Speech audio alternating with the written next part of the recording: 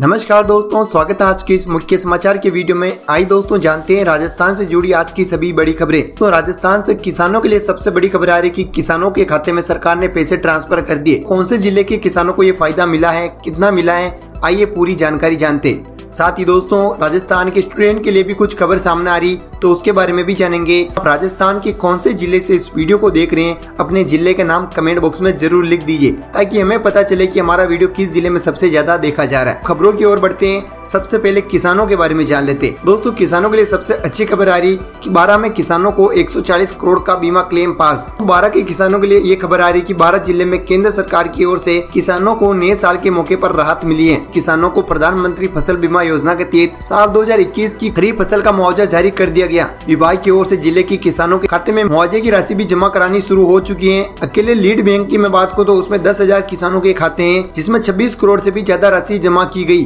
कृषि विभाग के सूत्रों के अनुसार 12 जिले में 55,000 से अधिक किसानों को फसल खराब होने का बीमा क्लेम मिला है। इनमें से कई किसानों के खाते में पैसे ट्रांसफर हो चुके हैं, जबकि अन्य किसानों के खाते में जल्द ही राशि ट्रांसफर कर दी जाएगी। दोस्तों मैं आपको बता दूं कि 12 जिले में 2021 में ज्यादा बारिश होने की वजह से वहां के किसानों की खरीफ की फसल बर्बाद हो गई थी, और जिन किसानों ने बीमा करवा रखा था उन किसानों को अब मुआवजा मिलेगा। कि पिछले कई दिनों से किसान संगठन और किसान मांग कर रहे थे कि 2021 में फसल का बीमा उन्हें मिले, और दोस्तों केंद्र सरकार ने ये क्लेम पास कर दिया है, और अब 12 जिले के 55,000 से अधिक किसानों का बीमा क्लेम जल्द ही मिलने वाला है। कई किसानों के खाते में राशि पहुंच चुकी।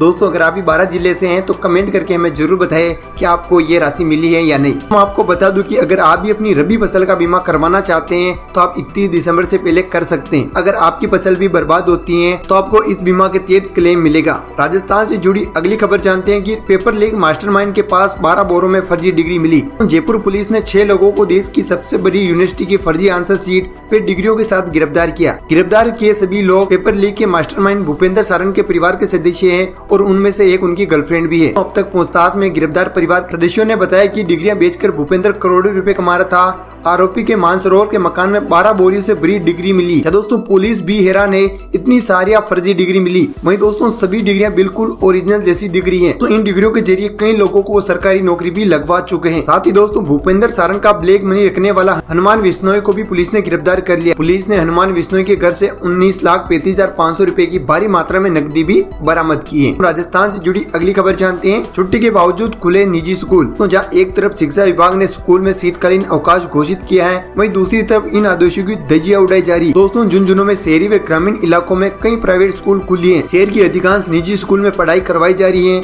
इस कड़ाके की ठंड में भी छोटे बच्चों को स्कूल बुलाया जा रहा है। शिक्षा विभाग ने कड़ाके की ठंड को देखते हुए 5 जनवरी तक पूरे राजस्थान में सरकारी व निजी स्कूलों को शीतकालीन अवकाश घोषित किया। साथ ही प्राइवेट स्कूलों को ये भी कहा कि अगर प्राइवेट स्कूल खोलती हैं तो उनकी मान्यता भी रद्द की जा सकती है। लेकिन दोस्तों कई जिलों से ऐसी खबर आ रही कि प्राइवेट स्कूलें लगातार स्कूल खोल रहे हैं और छोटे बच्चों को कड़ाके की ठंड में भी पढ़ने बुला रहे हैं। चलो दोस्तों ऐसी खबर झुंझुनू से सामने आ रही है। झुंझुनू के शहर और ग्रामीण में कई प्राइवेट स्कूलें अब भी चल रही हैं। अगली खबर के बारे में जानते हैं। सीबीएसई 10वीं 12वीं बोर्ड परीक्षा का टाइम टेबल जारी। सीबीएसई के 10वीं और 12वीं बोर्ड परीक्षा का टाइम टेबल जारी हो चुका है। अगर 10वीं की मैं बात करूं तो 15 फरवरी से एग्जाम शुरू होंगे, जो कि 21 मार्च तक चलेंगे। साथ ही 12वीं की मैं बात करूं तो 15 फरवरी से शुरू होकर 5 अप्रैल तक खत्म होगी। तो अगली खबर के बारे में जानते हैं। टोंक में 75,000 पेंशनर ने नहीं कराया सत्यापन। तो राज्य सरकार की ओर से दी जा रही पेंशन के लिए सत्यापन कराने की लास्ट डेट में केवल 2 ही दिन बचे हैं, लेकिन टोंक जिले में अब तक करीब 75,000 पेंशनरों ने सत्यापन नहीं करवाया है। इनमें से सबसे ज्यादा सत्यापन मालपुरा ब्लॉक में पेंडिंग है। अगर दोस्तों राजस्थान में कोई 31 दिसंबर तक भौतिक सत्यापन नहीं करवाता है, उन्हें राजस्थान में किसी भी प्रकार की पेंशन मिलती है। नए साल के बाद उनकी पेंशन रुक भी सकती है। आपको मैं बता दूं कि 31 दिसंबर से पहले आपको अपना भौतिक सत्यापन करवा लेना है, तो आप आसानी से ई मित्र की सहायता से सत्यापन करवा सकते हैं। टोंक जिले में अभी भी 75,000 पेंशनर ऐसे हैं जिन्होंने सत्यापन नहीं करवाया है। इसके अलावा दोस्तों राजस्थान से अगली अपडेट आ रही कि राजस्थान में बादल छाए, बारिश का अलर्ट। दोस्तों गंगानगर, बीकानेर, चूरू, हनुमानगढ़, सीकर, झुंझुनू में आसमान में बादल छाए हुए हैं। इससे कई शहरों में रात का तापमान 6 डिग्री सेल्सियस तक बढ़ गया है। लोगों को सर्दी से राहत मिली है, लेकिन 1 या 2 दिन के बाद सर्दी का दौर फिर से तेज होगा। साथ ही अनुमान ये है कि कई जिलों में बारिश का भी अलर्ट जारी किया गया है।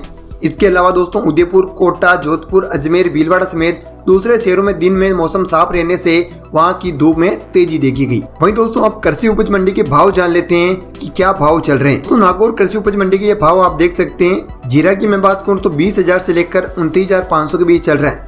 गंवार 5000 से लेकर 5650 तक, मूंग एक बार फिर 6000 से लेकर 7750, जबकि सौंफ 10,000 से लेकर 13,500, तिल 10,000 से लेकर 13,800, जमार 3,000 से लेकर 4,250, जबकि सरसों 5,500 से लेकर 6,500। इसके अलावा चना 3,800 से लेकर 4,550, जबकि मेथी 4,800 से लेकर 5,650। तो दोस्तों ये थे नागौर कृषि उपज मंडी के भाव। वहीं दोस्तों मेड़ता कृषि उपज मंडी के भाव जाने तो वो भी आप देख सकते हैं। वहां पर मूंग के भाव चल रहा है 6,200 से लेकर 7,500 तक।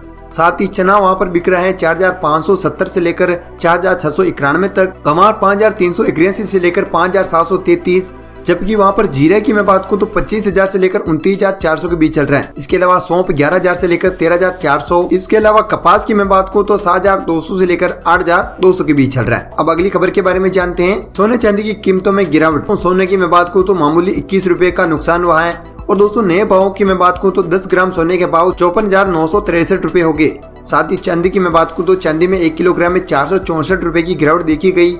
वहीं चांदी के नए भाव की मैं बात करूं तो 1 किलोग्राम चांदी के भाव 69,117 रुपए फिलहाल चल रहे हैं दिल्ली में। हाय दोस्तों अगली खबर के बारे में जानते हैं। न्यू ईयर पर जैसलमेर में 90% बुकिंग फुल। तो स्वर्ण नगरी जैसलमेर न्यू ईयर मनाने के लिए सबसे पसंदीदा जगह बनती जा रही। शहर में इन दिनों देश के कोने कोने से सैलानी आ रहे हैं। कोरोना के बाद विदेशी सैलानी भी न्यू ईयर सेलिब्रेशन करने जैसलमेर पहुंच रहे हैं। दोस्तों माना जा रहा है कि न्यू ईयर के सेलिब्रेशन से पहले जैसलमेर में अब तक 90% बुकिंग फुल हो चुकी है। तो दोस्तों ये थी राजस्थान से जुड़ी कई सारी महत्वपूर्ण काम की खबरें। ये सारी खबरें आपको कैसे लगी कमेंट के माध्यम से जरूर बताएं। साथ ही दोस्तों आप राजस्थान के कौन से जिले से इस वीडियो को देख रहे हैं उस जिले का नाम भी जरूर कमेंट करके हमें बताइए। वहीं दोस्तों अभी तक आपने राजस्थान समाचार को सब्सक्राइब नहीं कर रखा है तो कर दीजिए, क्योंकि दोस्तों राजस्थान से जुड़ी हर एक अपडेट आपको यहाँ पर मिलती रहेगी।